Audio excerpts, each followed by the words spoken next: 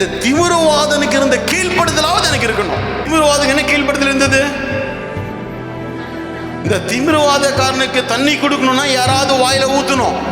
திமிரவாதனுக்கு யாராவது சாப்பாடு கொடுக்கணும்னா சாப்பிடணும்னா யாராவது சாப்பாடு கொடுக்கணும்.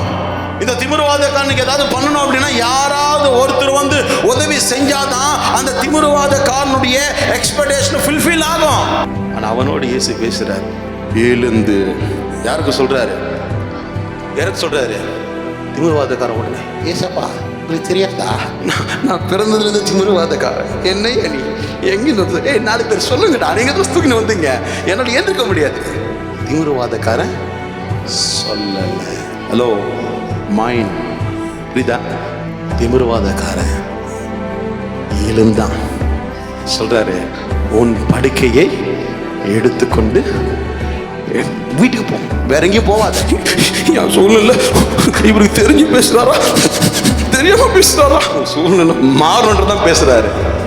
திமிரவாதக்காரர் அப்படி நினைச்சிருந்தானா, ஏசப்பா இவரு பவர்ஃபுல் கார்டுன்னாங்க, அற்புதம் செய்வான்னு சொன்னாங்க, ஆச்சரியமான செய்வாங்க, எரிகோல் அப்படி பண்ணாராம், எரிகோல் இங்க பண்ணாராம், அங்க இப்படி பண்ணாராம், இங்க வந்துட்டு என்ன எலும்பு சொல்றாரு அப்படின்னு நினைச்சிருந்தானா, மறுபடியும் அந்த 4 பேர் அதே விசுவாசத்தை அவனை கூட்டின்னு போயிருக்கணும்.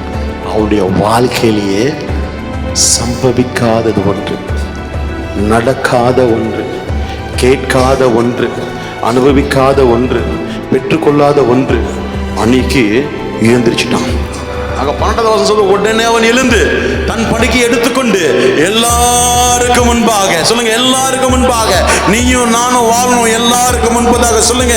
எல்லாரும் யாரெல்லாம் நம்மை பார்த்து நகைத்தார்களோ, இகழ்ந்தார்களோ, பேசினார்களோ, ஏசினார்களோ, முறுமுறுத்தார்களோ, ஆகாதுன்னு சொன்னாங்களோ, முடியாதுன்னு சொன்னாங்களோ, முடிஞ்சதுன்னு சொன்னாங்களோ, அவங்களுக்கு முன்பதாக நாம் என்ன பண்ணோம்? அவர்கள் ஆச்சரியப்படும்படியா தேவன் சிச்சுவேஷனை மாற்றுவதற்காக யார் எந்த சிச்சுவேஷன் இருக்காங்களோ அவங்களோடு தான் பேசுவார். ஆண்டவருக்கு மறுபடியும் ஒரு பிரசங்கத்தை பண்ணாத,